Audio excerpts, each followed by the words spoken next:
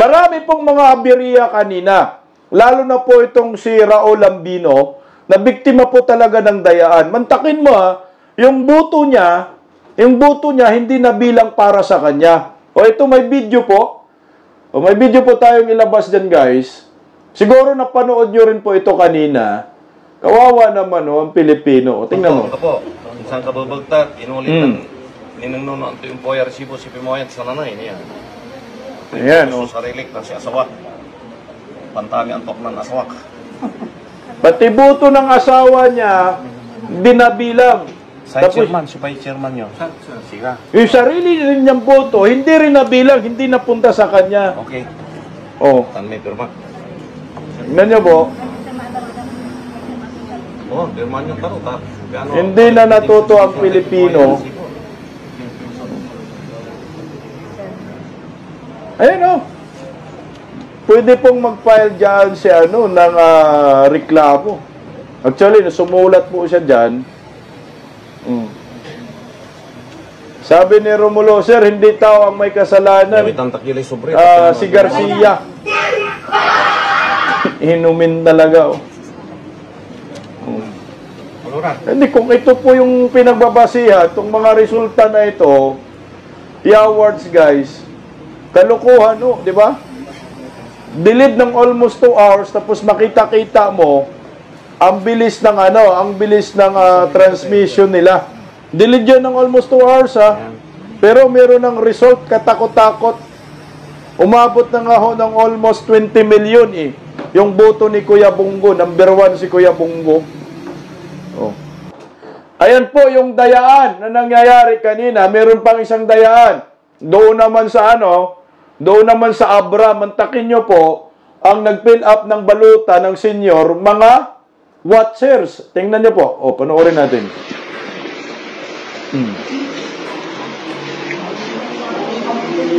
Tingnan nyo po yan. Mga watchers po ang Chairman of the BEI, I would like to report po that we are having the votes be shaded by the watchers and the ballot secrecy folders are not being used. Sinisita po ng watcher from I do not see the party. I would like this to be noted in the minutes po. Grabe guys Despite the fact of reporting, tinutuloy pa rin po na mag-shade despite being a poll watcher who is disqualified from being an assistor for the elderly. May we also note po the presence of election paraphernalia. Excuse me. Tayo na. Ayan po, harap-harapan guys nag-fill up poll watcher sa mga senior. Bawal po yan. Anong mo dito bangag? Ang Pilipino galit na sa mga Marcos. Tingnan mo Yan sa Batak, Ilocos ba yan? Bumoto sila, magpamilya, kasama si Palaka. Walang pumansin sa kanila Hindi sila pinansin dyan tingnan mo yung mga tao dyan Parang nakakita lang ng mga multo. Tama Yung pamilyang Marcos, first family, bumoto sila, pero hindi po talaga sila pinansin ng mga kababayan nila. So, ibig sabihin yan, galit na rin yung kababayan nila, Hindi man talaga pinansin. So, isa lang ang ibig sabihin yan, nag-Duterte din ang mga yan. Ang problema nga, daya-daya, yawards. Layo-layo kay Vice President Inday Sara Duterte. Tingnan mo si Inday Sara, pinagkakaguluhan.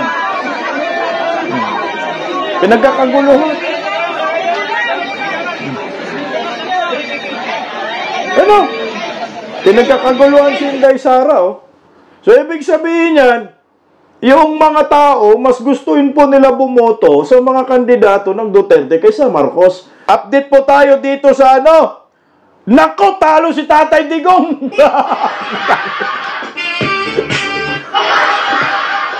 Update po tayo dito sa Davao, guys! Gagi, talo si Tatay Digong, Imal, Uy! Ba't ganito? George!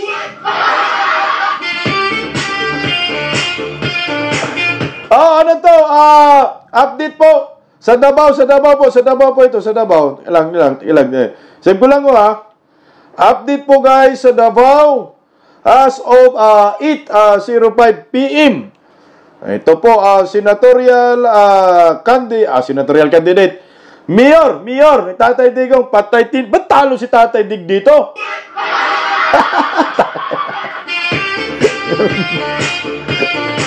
Hindi nadala ng Ilyas sa'yo ni Nograles, awards. Sabi ni Mia, malaking gulo yan pag talo si Tatay Digong. Sabi niya si Mia, ginaya na yan. Hindi mo kayo mabiro. Ito na ho. As of 8:05 p.m. Resulta po sa labanang Duterte, Nograles, Tipaklong. almost 63% na po. Partial and official count po ito, mga kababayan ko. Unahin na natin sa dulo. Patayin na. So, pinakadulo, number 5, 5 pala sila naglaban. Si Lito Tan, 833. Jonathan, anong babano basahin to? July ni? May hapon pala dito. Ay Muslim, 1,013. Bishop Road, Cubos, 5,996. Nograles! Number 2. Siyempre, number 1 grabe guys, dikitan.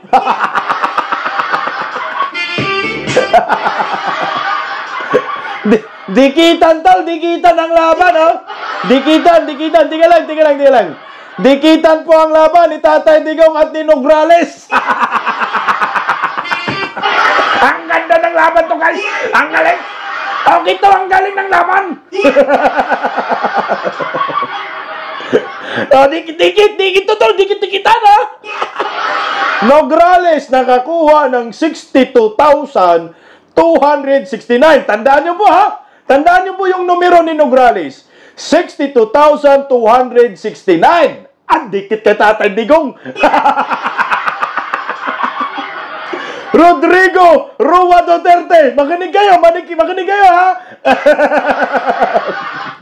Rodrigo Rua Duterte, 504,729. Utang na, wala man sa 1.8. Tangiinumin, sabi siguro ng Nograles, meron naman akong nauto na 62,000. Tatay Digong, 504,729 animal tumba.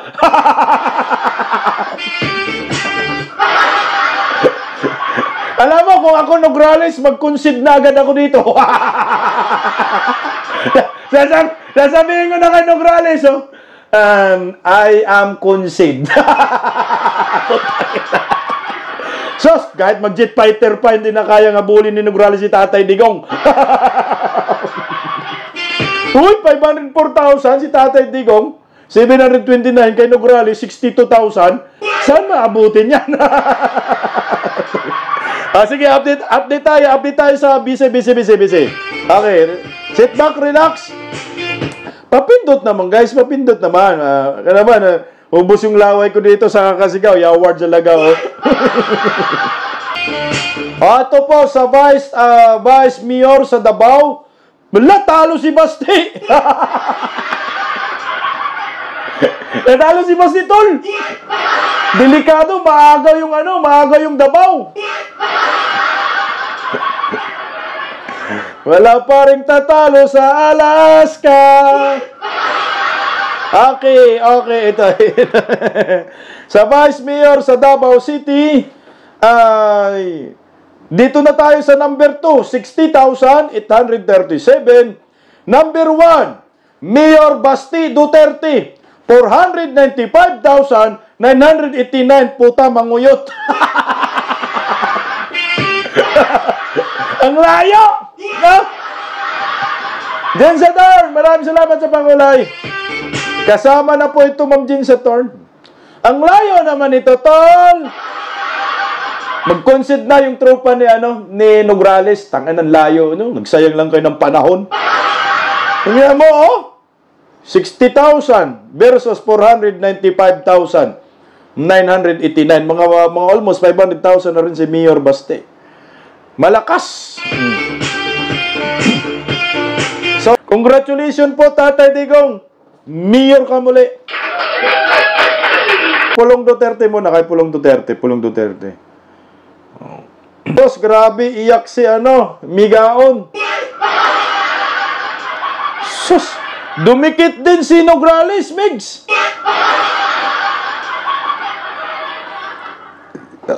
Ito po, partial and official count po sa 1st District Congressman ng Davao City. Migs Nograles, nakakuha po ng 45,501. Pulong Duterte, 188,330. Partida, hindi pa nangampanya si Pulong. Partida, meron pang black propaganda labang kay Pulong. Di man lang nagkalahati, 1/4 lang. Ang layo. Ang layo, no?